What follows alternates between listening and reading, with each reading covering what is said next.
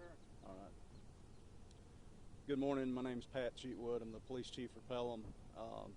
Just to update you all what occurred overnight. Just after midnight last night, we received a couple of calls. One of a stabbing on Camellia Drive, and then one of a shooting on Honeysuckle Lane, which is they intersect just behind me here.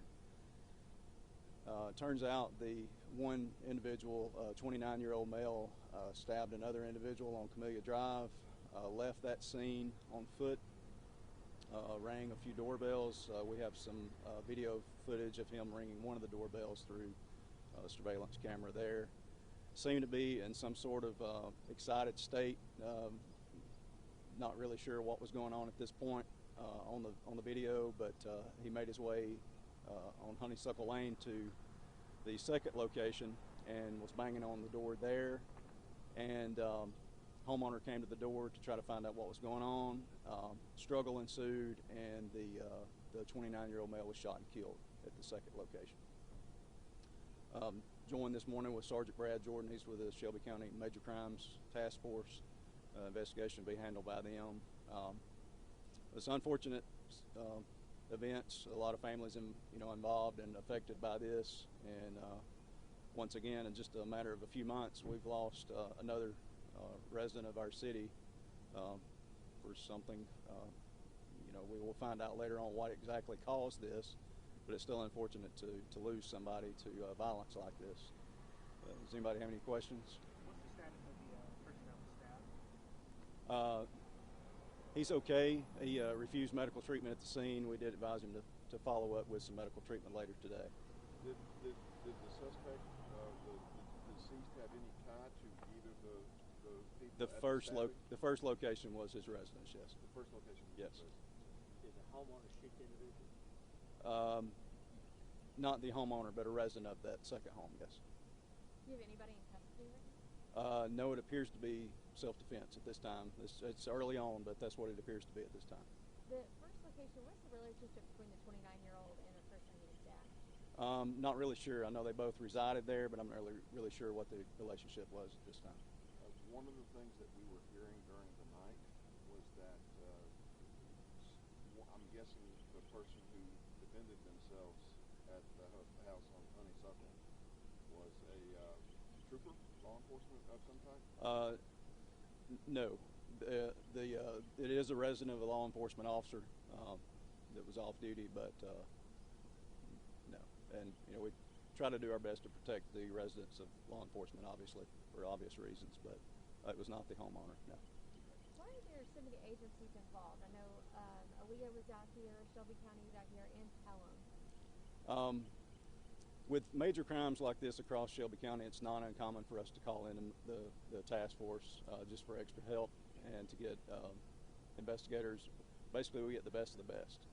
Investigators and crime scene investigators out to scenes, and that way it gives us a holistic approach to it instead of just one agency. Aaliyah was out here on another matter with their personnel. We're on live right now. Can you just recap the basic details that you gave at the start? Sure. So, 29-year-old male stabbed a second victim on Camellia Drive, fled that scene on foot, knocked on several doors, rang doorbells between that location and the second location. Rang the doorbell at the second location, banged on the door frantically. The homeowner came to the door to find out what was going on, and a struggle ensued, and the suspect attempted to enter the residence, it appears, and was shot and killed. Help me understand the state trooper involvement. I know he's not involved, but they're going to want a better understanding from the station. I didn't know how that plays. It's the second location involved the home of an off-duty officer. And just to be clear, that's why Aaliyah was out there. Yes. Do you expect any kind of charges to be filed in this, or do you kind of think this is, that's finished? Like I said, it appears to be self-defense at this time, but Sergeant Jordan can speak to that. As it'd be up to the further investigation. We don't really know right now as far as charges go, but currently nobody's in custody based on preliminary investigation, so it appears to be self-defense. Y'all have a history of this deceased individual? Yes. I'm not really sure what the details are of that right now. Is there any connection between the deceased individual and the second home that you went to? No. No. Did it, and it may be for you, Pat, it may be for you, Brad, but was there any connection with, I mean, how many houses did he go to between the two, and was he known, or was there any other connections other than just houses between the two places? We're not really sure how many houses he went to. We know of one with the video. Not really sure why that one was chosen, unless it was just on the route, and we're not sure why he ended up at the second location. Was he injured at all when he rang the doorbell from the first incident that happened? Didn't appear to be, no.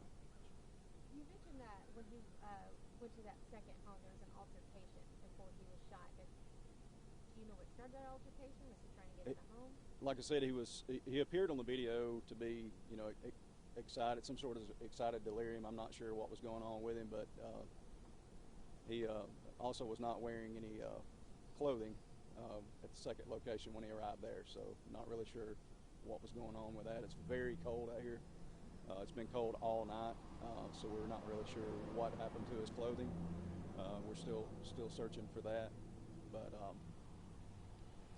the struggle was to try to, first of all, to find out what was going on, and then, like I said, the struggle ensued, and the homeowner felt like they needed to defend themselves. Are we releasing the name of the deceased? Next of kin has not been notified yet. I'm sure the coroner's office will do that as soon as that's done. Was this individual a resident of this neighborhood that was deceased? I'm not sure of that right now. Another question, the officer that this person went to, did another neighbor help him? No. This was just after midnight. Most people were asleep at that time. The deceased, he lived here on Camilla Drive, is that right? Yes. And one more question: was he able to get into the house before he was shot, or was he shot outside the home? It appears to be just inside. There's a question for Brad. What, from y'all's point of view, what is next at this point? We still have a number of interviews that need to take place. Of course, we have evidence technicians in the coroner's office at the scene right now. There's still a lot of evidence yet to be obtained. And what we'll end up doing is taking their work product along with the interviews and the remainder of the investigation has to take place. We'll end up presenting that to our district attorney's office as well as grand jury. It's typically how these things evolve. So let me get your name again. Brad Jordan, Your title? Sergeant. Pelham. Yes. Shelby County Major Crimes. This isn't about the incident, but could you kind of clarify that this area, similar to, I know Pelham Police is working in this area, but since our calling is Chelsea, unincorporated Shelby County, can you kind of clarify either one of you? The majority of this neighborhood, Windstone, is in the city of Pelham. It's surrounded by Chelsea, but it is within the city limits of Pelham. The first few homes inside the neighborhood are Chelsea, and then the rest is Pelham.